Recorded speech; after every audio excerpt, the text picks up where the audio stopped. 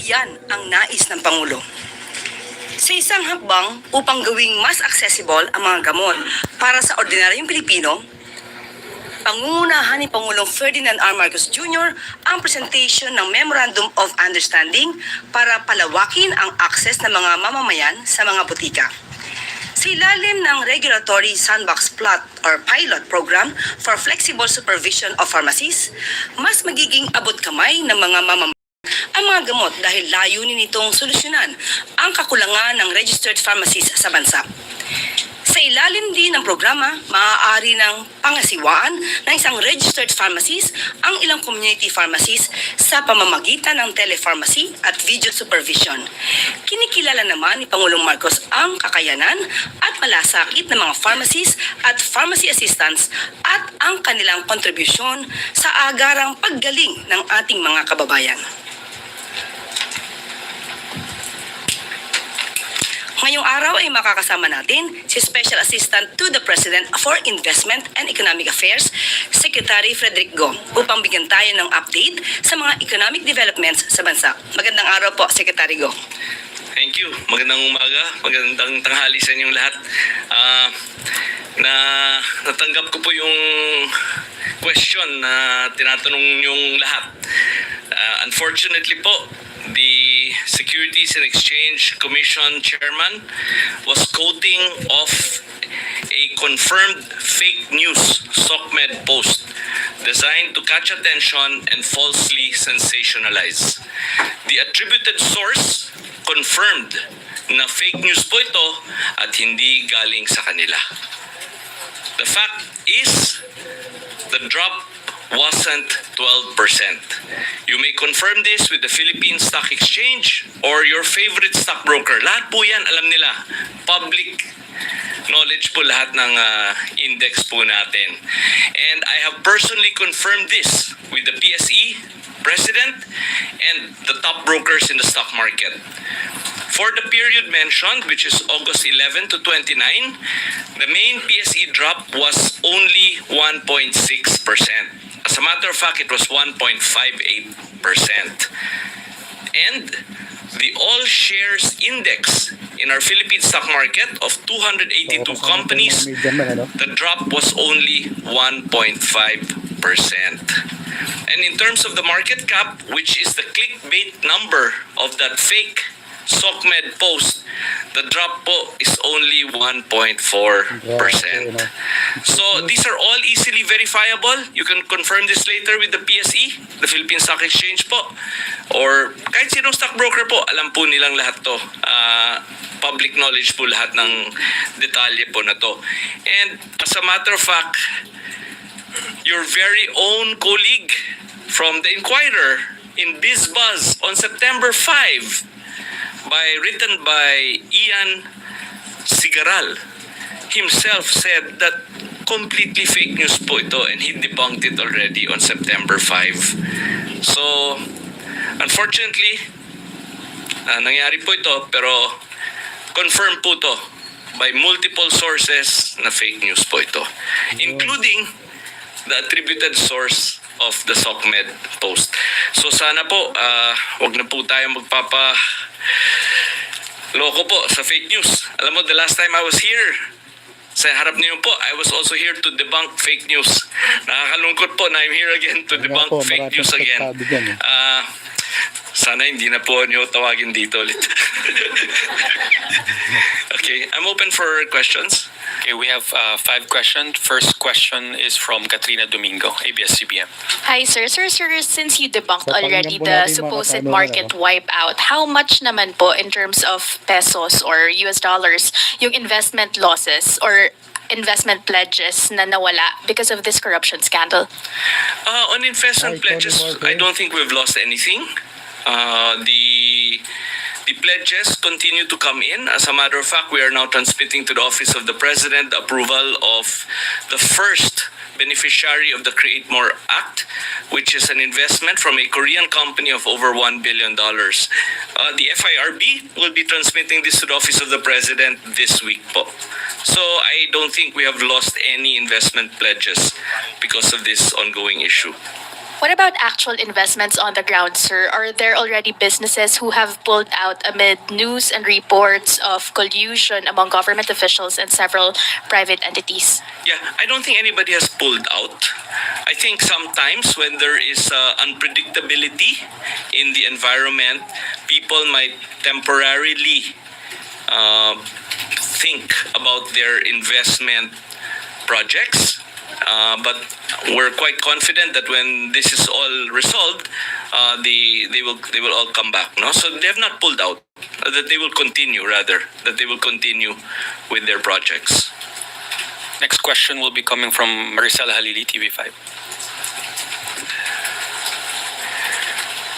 Good morning, Secretary. Sir, on other issue, may we have your thoughts about the proposal of Senator Erwin Tulfo for a 1-month tax holiday? Is that doable? Bagong-bago po to.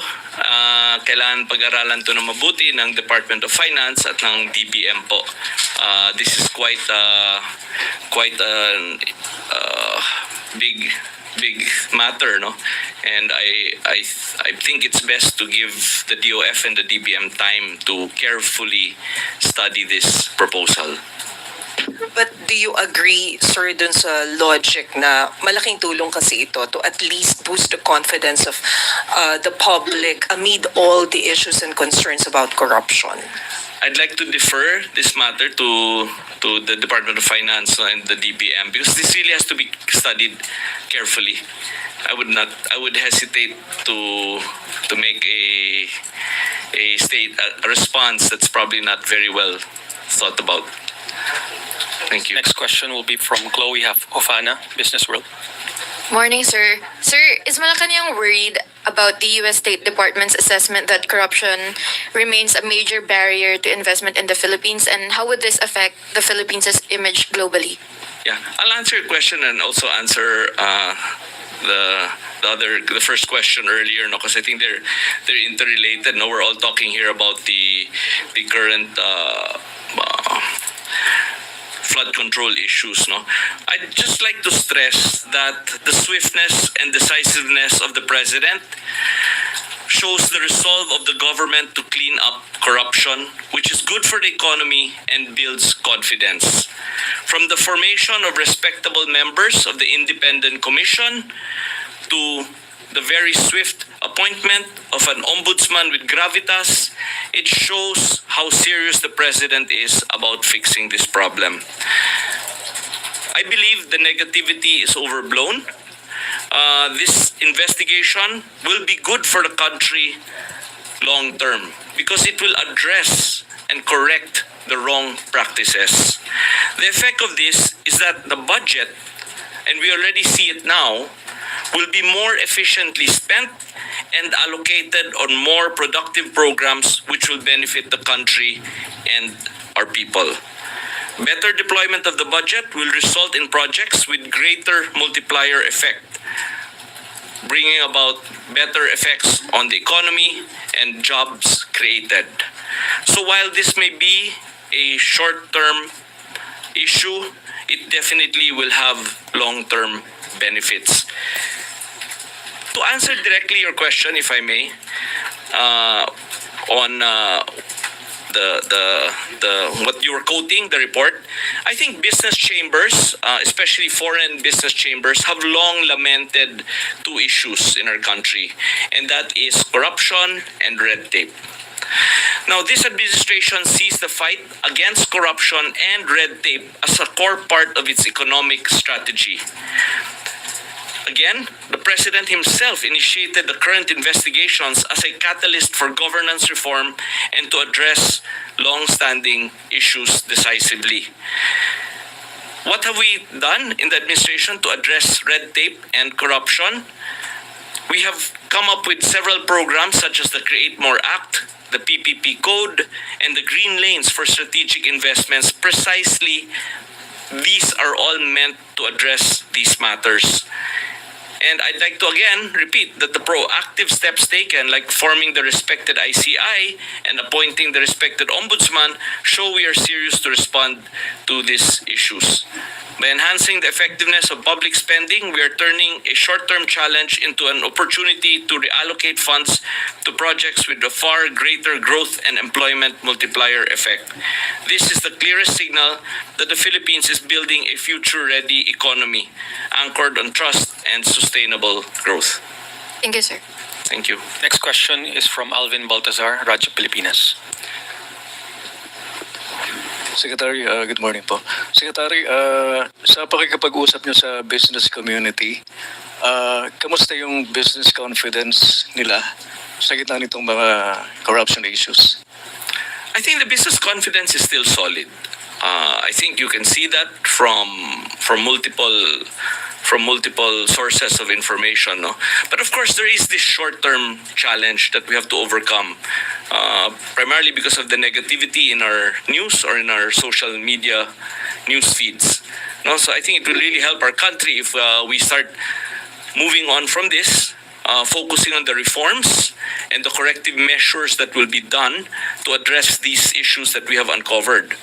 And by doing that, I think the rebound will be stronger. Secretary, just a quick follow-up lang.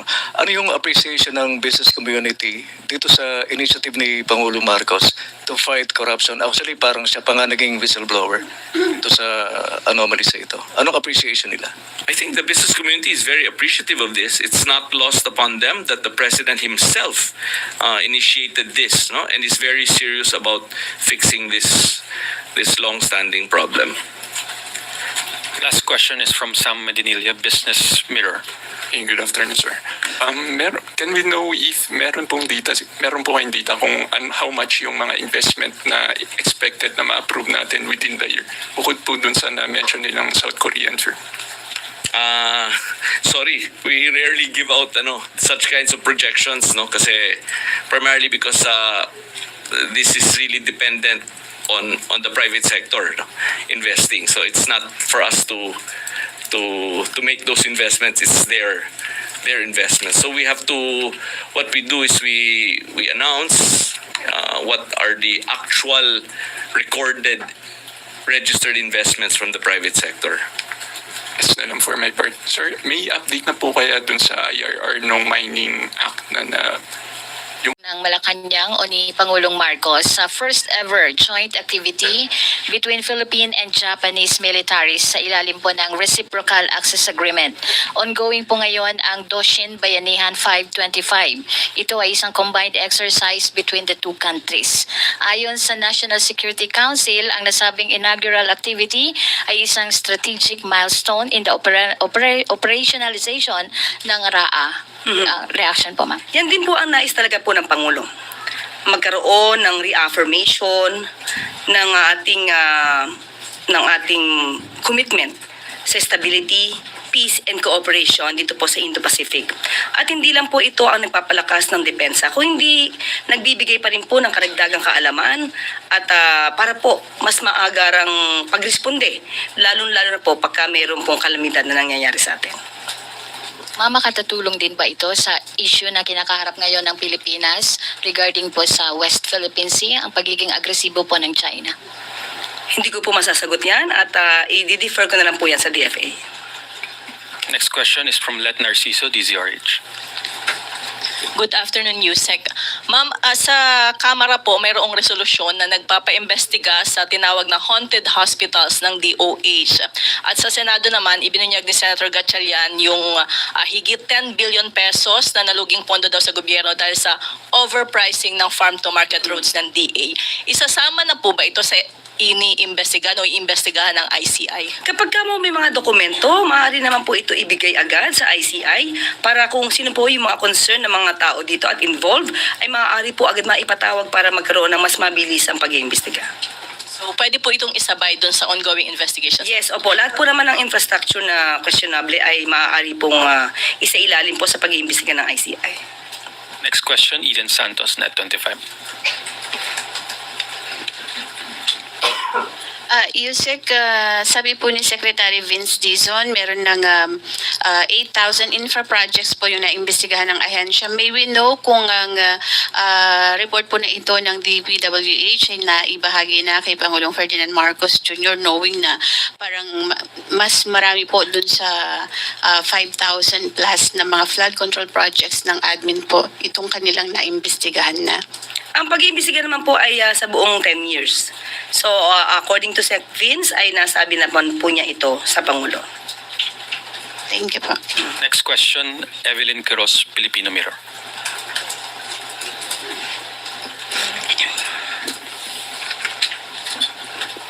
Good morning, Yusek. Nagiging abala po tayo sa pag-iimbestiga sa mga flood control projects.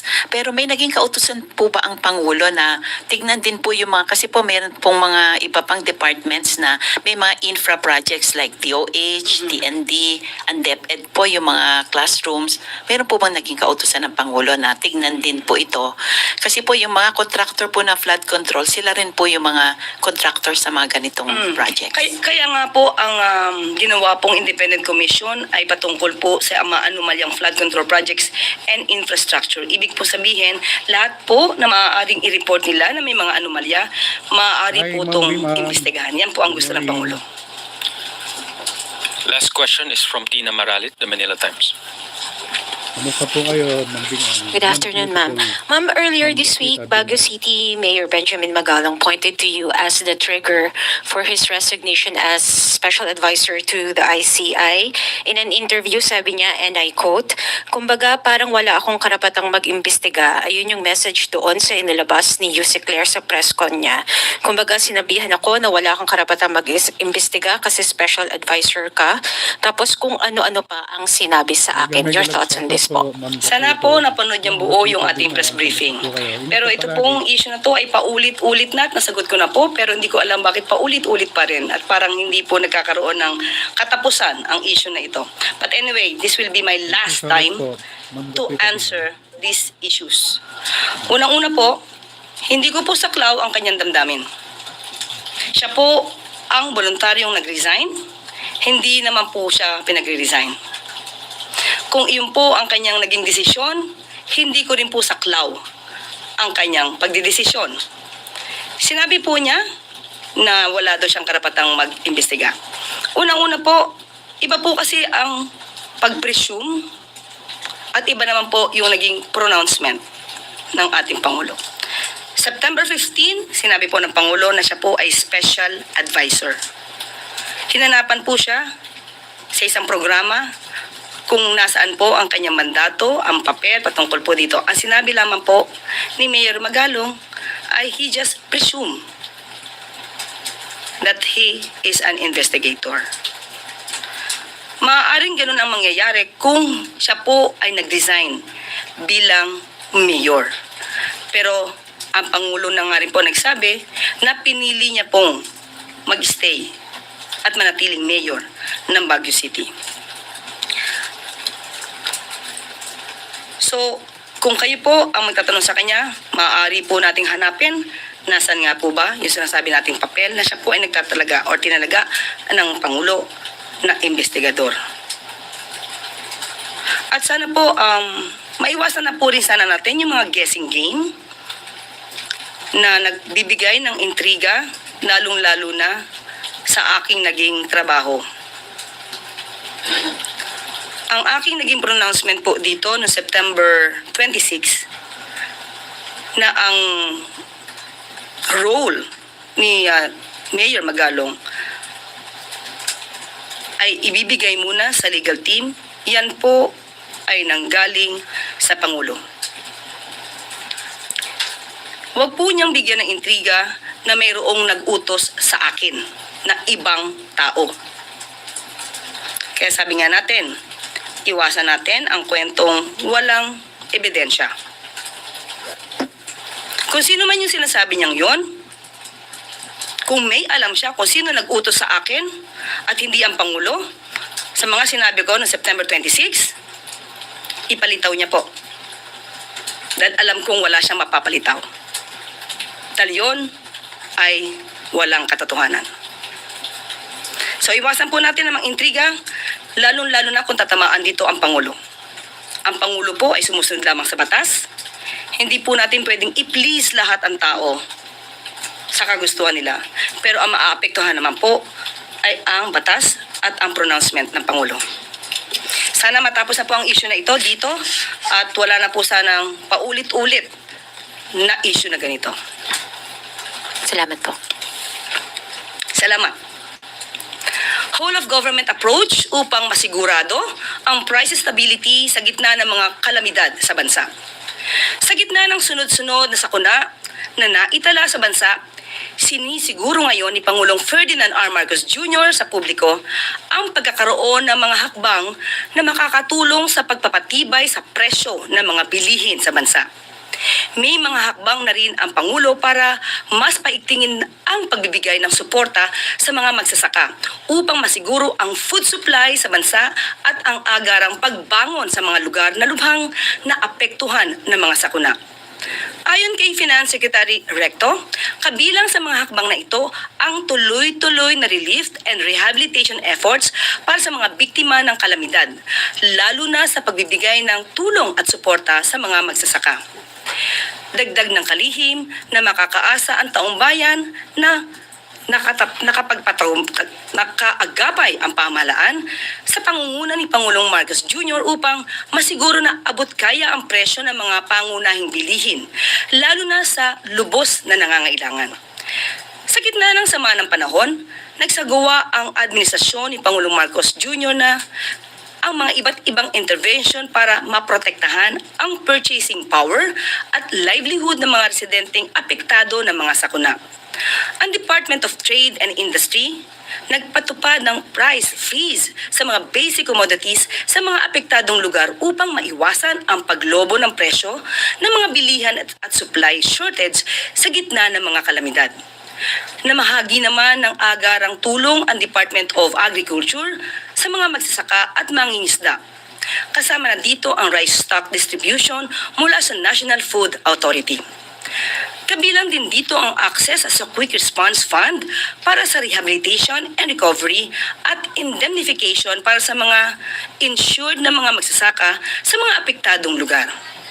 Aabot din sa 1 million rice farmers ang inaasahang makakatanggap ng tig 7,000 pesos na ayuda sa ilalim ng 2026 national budget upang mapunan ang kanilang nawalang income dahil sa pagbaba ng presyo ng palay.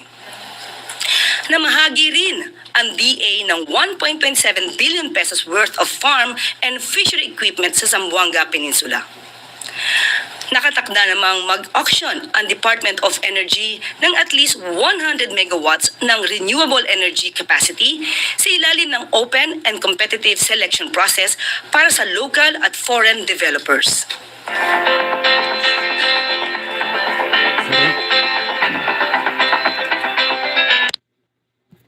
So yan po mga kaibigan, no, yung update natin sa mga maiinit na issues ng ating bansa.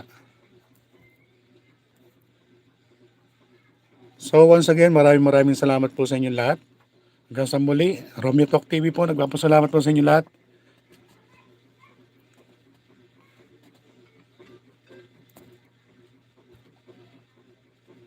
Undersecretary Claire Castro. Excuse me. Thank you so much. Hanggang sa muli, maraming salamat po.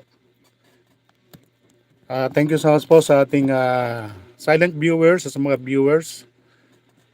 Ingat po kayo palagi. Yan ang nais ng Pangulo. Sa isang hakbang upang gawing mas accessible ang mga... So thank you so much po, Ma'am Bingang, Ma'am Gapita Bingang. Maraming salamat po. Yan po yung mainit na issues na sinagot ng ating Attorney Claire Castro ng Palasyo.